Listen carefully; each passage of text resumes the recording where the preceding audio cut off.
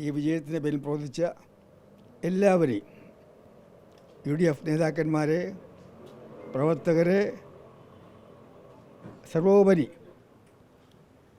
നിലമ്പൂരിലെ വോട്ടർമാരെ ഞാൻ പ്രത്യേകം അഭിനന്ദിക്കുന്നു. ജനങ്ങൾക്ക് വേണ്ടി മത്സരിച്ച് ജയിച്ച ആര്യാടൻ ഷൗക്കത്തെ ഞാൻ പ്രത്യേകമായി അഭിനന്ദിക്കുന്നു. എൻ്റെ ഉറ്റ ചങ്ങാതി ആര്യാടൻ മുഹമ്മദിൻ്റെ ഓർമ്മകൾ ഈ അവസരത്തിൽ ജനങ്ങളുടെ മുമ്പിൽ ഉജ്ജ്വലമായി ഉണ്ടാകുമെന്ന് ഞാൻ പ്രതീക്ഷിക്കുന്നു. ആര്യാടൻ വീണ്ടും തിരിച്ചു വന്നിരിക്കുന്നു. ഈ തെരഞ്ഞെടുപ്പ് ഒരു വലിയ സന്ദേശം നൽകിയിരിക്കുകയാണ്.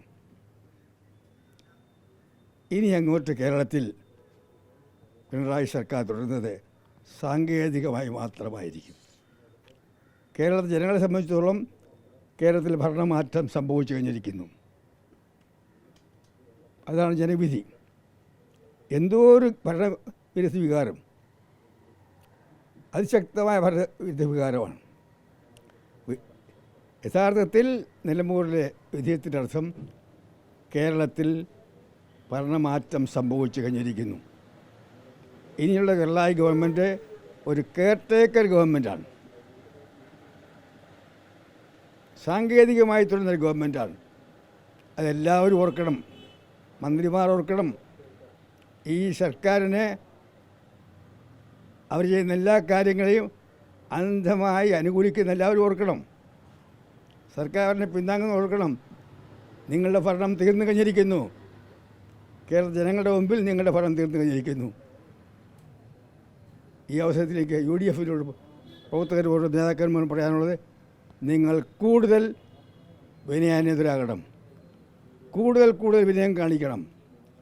ഈ വിജയത്തിൽ, ഇത്രയും ഉജ്ജ്വലമായ വിജയത്തിൽ UDF പ്രവർത്തകർ, നേതാക്കന്മാർ ഒരിക്കലും അഹങ്കരിക്കരുത്. കാരണം ഇത് UDFിൻ്റെ വിജയം മാത്രമല്ല, ഈ സർക്കാർ എത്രയും വേഗം പോയെന്ന് ആഗ്രഹിക്കുന്ന ജനങ്ങളുടെ വിജയമാണ്, ഭരണവിരുദ്ധ വികാരത്തിൻ്റെ വിജയമാണ്. അതുകൊണ്ട് UDFിനെ ആഹ്ലാദിക്കാമെങ്കിലും അഹങ്കരിക്കരുത്. UDFുകാർ ഇനി കൂടുതൽ വിനയം കാണിക്കണം. ഇനി ആര് വിചാരിച്ചാലും LDF കേരളത്തിൽ തിരിച്ചു വരില്ല. LDFിൻ്റെ അധ്യായം അടഞ്ഞു കഴിഞ്ഞിരിക്കുന്നു. ഇനി ആരും മൂന്നാം മൂഴത്തിന് സ്വപ്നം കാണണ്ട. കേരളത്തിൽ 2026 UDFിൻ്റെ ഗവൺമെൻറ് അധികാരത്തിൽ വരാൻ പോകുന്നതിൻ്റെ സൂചനയാണ് നിലമ്പൂർ ഇലക്ഷൻ എന്നാണ് എൻ്റെ അഭിപ്രായം. എനിക്ക് പറയാനുണ്ട്.